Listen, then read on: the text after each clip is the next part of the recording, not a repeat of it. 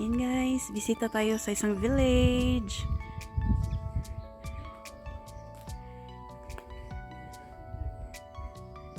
Ayan.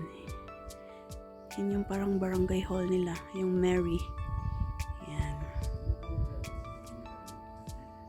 Ito may nakalagay din dito na Auberge du Marol. Ayan.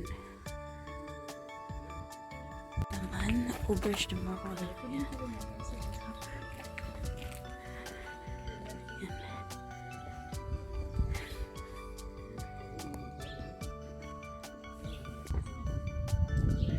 Ganda. Ito yung mga diba? Ay, ang ganda oh. Nice.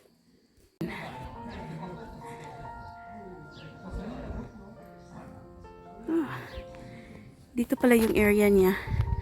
Yung kasama ko sa work. Nasaan yung iba? Nice, nice dito. Malinis. Ayan.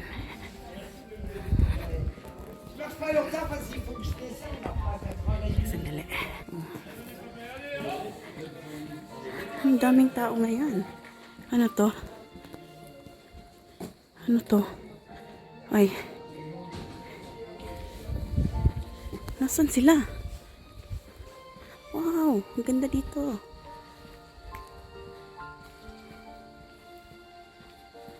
Saan ba yung kasamahan ko?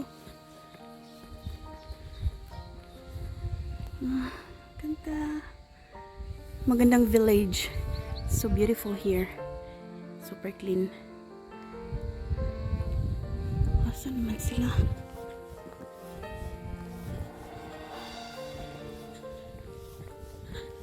Nawala na. Asan yung mga anak ko? Ayan ko. Dito ako. Ayan. Oh my God. Ay. Ito. Ayan. Super ganda. Ayan. Ayan. Ito. Okay, meron dito. Oh.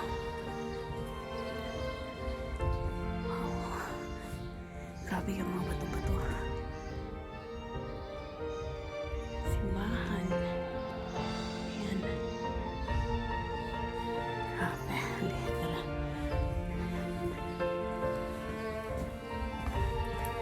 Ganda.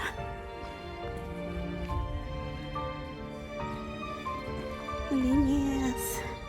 Ayan, so pasukin natin ito yung ano ng kaibigan, a friend kasama sa work. Ayan. Yan siya. À aller regarder, c'est ce que je disais, à déplacer ce qui est contre le sol, parce qu'il y a des thèmes différents. Siya muna akong kauban, oh. Alors c'est une technique mixte, à savoir que je démarre sur du papier de soie, papier blanc.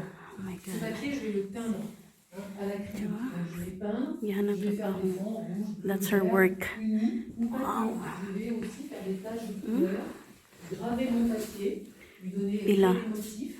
Et à Oh my partir de God. là, Ang 700. je vais utiliser j'ai des carnets de croquis, je vais dessiner sur un toile, donc mon esquisse, Ano nga? et je vais sélectionner un certain nombre de papiers que je vais ensuite déchirer. ou Wow. découper. Donc c'est un Grabe, choix colorful. de petits papiers assez Munya. bleus. Look mo niya. Ça, c'est la deuxième étape. Et la troisième étape, c'est le travail du fond qui va venir en dernier. Je vais faire Ouais. un contour de mon motif autant de fois que c'est nécessaire pour obtenir Acheter une ce carte. double regard. Ah oui, alors il y a toute une Kasama ko sa work. qui est au sol là-bas. Siya yung gumawa niyan. Grabe. Et alors là, c'est intéressant parce que, finalement, c'est un bois qui est assez ordinaire puisque c'est du contreplaqué marine. Alors, parfois, pour cela, pour cette collection, mais pour là, non, parce que justement, je vais poncer entre chaque couche et je vais faire ressortir les veines du bois. Et du coup, je vais les utiliser en les exagérant pour indiquer la forme des nuages, ça peut être des mouvements au sol. C'est du contreplaqué marine. Ouais. Voilà, il ne bouge pas. Hein, Beautiful. mais Oh, ça so reste colorful. très ordinaire à la base. Et puis la gaze américaine, ça vient souligner. Donc n'hésitez pas Oui, à Sir regarder, Daddy. hein. Papier, je vais le peindre. Oui, Tu c'est vois. ça. Et après, je vais le déchirer Oui. et je vais assembler tous mes petits morceaux. Tu vois, c'est des petits bouts de papier que j'assemble. Tout Ou ça, tout ça. déchirer, ou découper, ou les deux. Mais tout ça, c'est à base de... Tout. Et après, le fond est peint au pinceau en faisant le contour. Ah, c'est vraiment joli, attractif, le couleur, bien coloré. Mais j'aime bien ça. Ça, dans la maison. Voilà. Après, il y a des thèmes très différents. Hein. Tu vois, je peux faire par exemple, tu vois, un gros coq qui joue de la guitare. Mais c'est vraiment tout ça. Oui, c'est tout un avec du papier ou des grosses vaches. Quel talent, hein. Bah écoute, hein, C'est pour ça mon que imaginaire. c'est pour ça quand t'as amené tu sais, t'as donné une carte, je me disais mais c'est sûr, par curiosité, je dis mais c'est sûr, c'est difficile ça. Bon, voilà. Bah après, C'est ça, c'est la carte que tu l'as fait voilà, c'est ça. Voilà. Tu vois, je prends en photo mes peintures et après mon éditeur me les imprime aussi. sur carte postale, sur des jeux en bois, sur des marque-pages. Mais par contre ça c'est et ça pourquoi il est devenu dur cela? Parce que c'est la peinture C'est le acrylique, quand elle sèche, oui, c'est elle comme ça. devient dure. Ah oui. Tu vois. Et c'est ça, c'est ton travail maintenant là. Et ça, C'est en c'est train- voilà, je suis en train de travailler sur le ciel. Là, je vais encore l'éclaircir un petit peu. Il n'est pas encore assez. Tiens, dans un village à côté de chez moi, ils sont à la recherche d'artistes. Ils veulent créer un village d'artistes. Je vivais dans la Drôme à cette époque, puis j'avais eu un changement de vie. Je me trouvais un appartement, j'ai fait une maison, et je me suis dit tiens, ça peut être une idée. Donc je suis venue voir.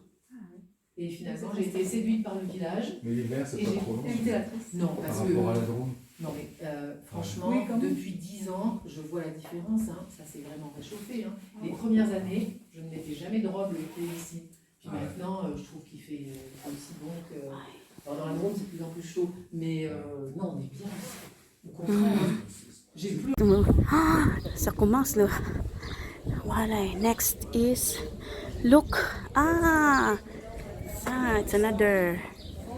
Mais par contre là, c'est ah ouais. Ah, bonjour. Yes. Ah, il y a presque tout ça, hein, donc...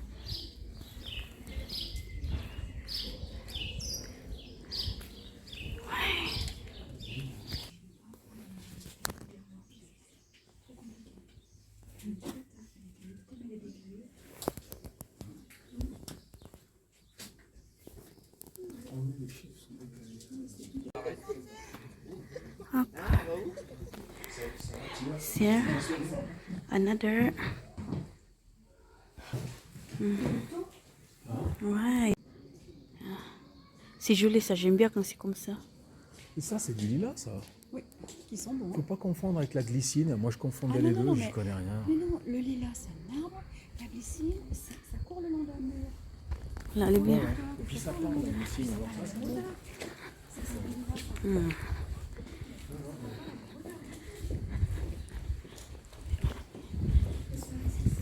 Oh my god.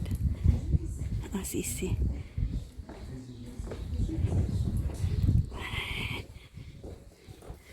JP, c'est toi là.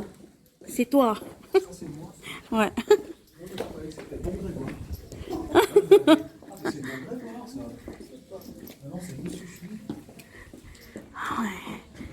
Beautiful village. Ah, il est là-bas, le bijouterie. Regarde. Ouais. Ouais, là, je filme tout.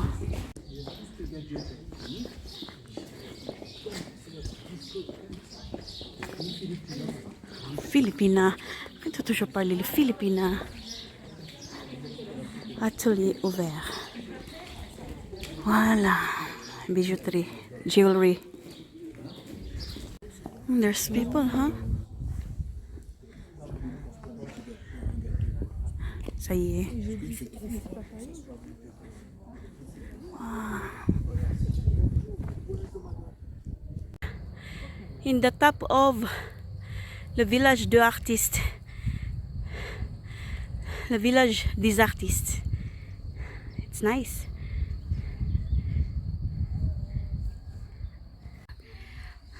See? It's beautiful in the Madonna. And we're here in the top of the village. The artist village. Village of the artist. So beautiful. It's so panoramic. Panorama overview. Beautiful. Beautiful village. Very clean.